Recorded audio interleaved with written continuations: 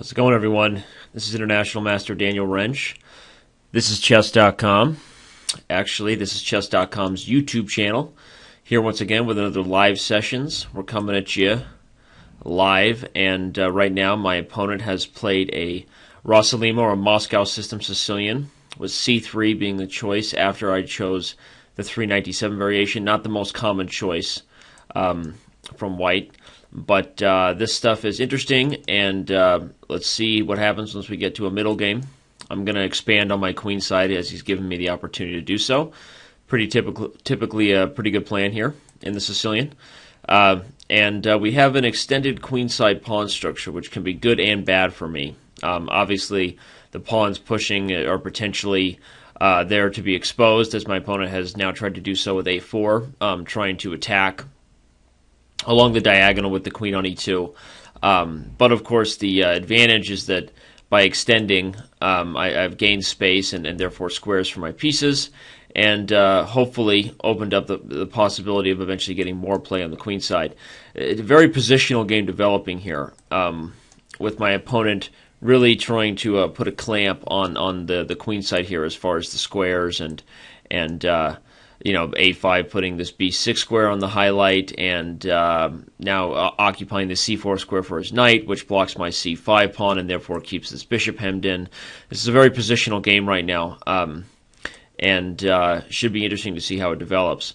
My opponent has now chosen to play the bishop out to g5. I've gained a tempo, and I'm okay with where this is headed now. I will likely take the opportunity to play knight h5 to f4, put that knight on a strong square if he allows me to do so. I'd also like to bring my other rook on a8 to the b8 square and use the open file. He took f6 voluntarily, kind of a strange decision to just give me the bishop pair like that. But he did so perhaps for this specific reason, to play knight to b6 and go after my a6 pawn. I have a minute and 42 seconds. He has a minute and 59 seconds at this point. Now, if I move my rook and he takes the a6 pawn with his queen, this pawn also hangs, right? Which one is worth more? If I play rook b8, queen takes a6, knight takes e4, takes, I like the bishop there. I like opening up the diagonal too. So should I put the rook on b8 or put the rook on d8? If I put the rook on d8 and he takes a6, we get the same type of idea where I take e4, trade. If he takes on the d file, I take with my rook. It's interesting too. I'll go ahead and do that because I think that challenging the open file makes a little bit more sense than putting the rook on b8, as I don't really intend to sacrifice the exchange. And he's sort of withdrawn on his idea of going after the a6 pawn. That's okay with me. I'll go ahead and play this move knight h5 and head for the f4 square, as I already said I would like to do if given the opportunity. He plays knight d5, which forces me to give back the bishop pair, but that's okay with me. I'm hoping that I can establish the move f5 and potentially start gaining space on the king side. Maybe even I'll put this bishop on g7 and fianchetto it the old-fashioned way, hey? Right? The old-fashioned way, which essentially means the slower way. Isn't that funny how old-fashioned things always tend to be slower? Any hooters. Let's see here. I can play f5, but then he plays queen e3. If I play check on h3, he plays king up to g2. I play e4. He takes h3. I take f3. He takes with his queen. It's interesting because his king's exposed. I only have 40 seconds, though, and he has a minute and 40 seconds, so I really need to speed up. Cannot afford to sit here and think about this. I will just back up the knight and try to play f5 and bring that knight into f6. That is exactly what I will do. I'd like to get f5 still. I'd like to also put a piece on d6 to blockade against his potentially pushing d pawn. So we'll see what he does now. I'll go ahead and kick this guy out. I'd like to play e4 immediately following f5, and we'll see where he decides to put that knight. The other thing I might do is try to sacrifice the exchange on c6 if given the opportunity to do so. We'll see if that ever becomes a possibility. And playing this move bishop g7, I think I just opened up a tactical possibility. He could have played knight takes g6 and my h5 pawn would have been hanging. But you know what? I'll go ahead and sack my queen here happily and try to get counterplay on the open b file.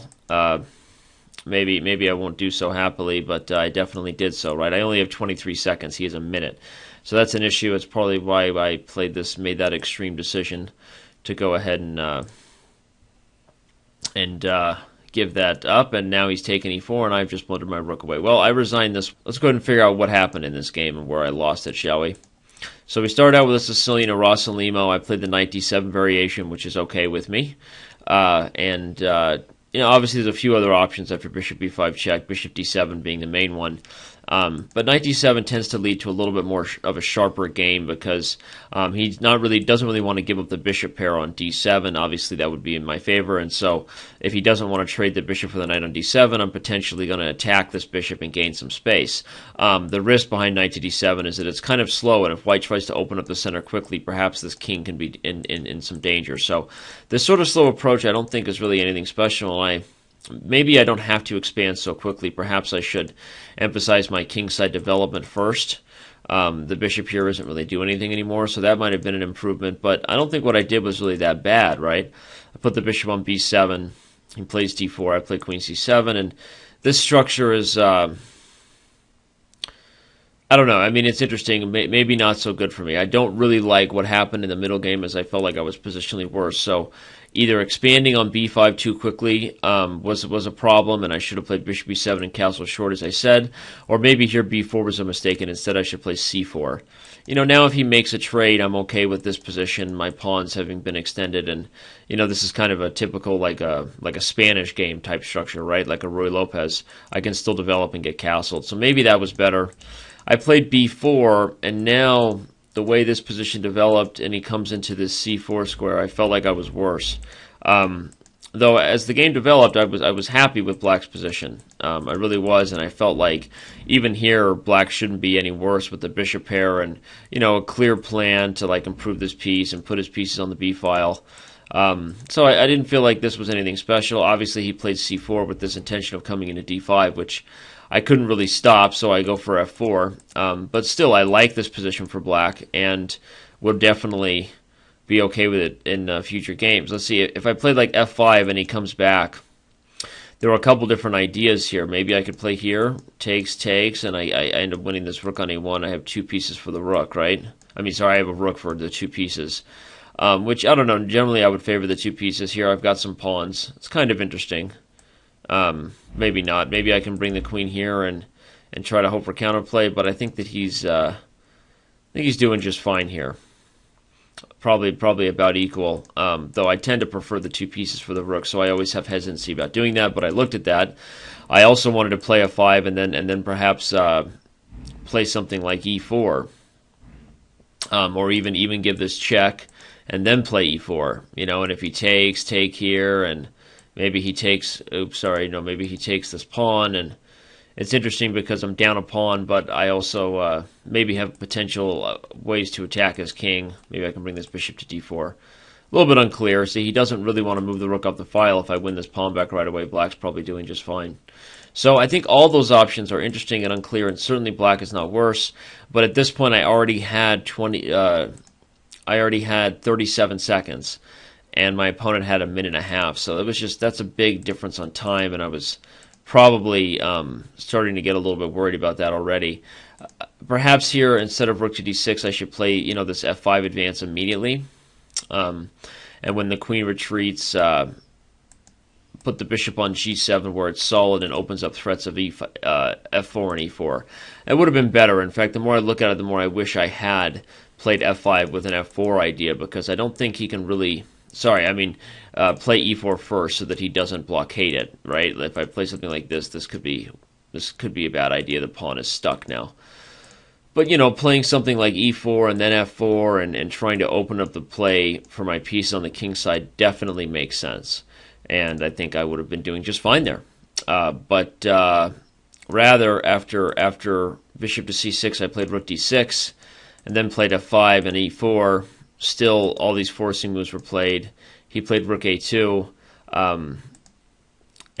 so maybe I was wrong. Maybe he didn't really have this opportunity to take here. If knight takes g6, rook takes g6, queen takes h5, I can play rook g5 with tempo, and then go after this rook. So he made the right decision. But now after king h7, rook b7, I think I panicked a little bit.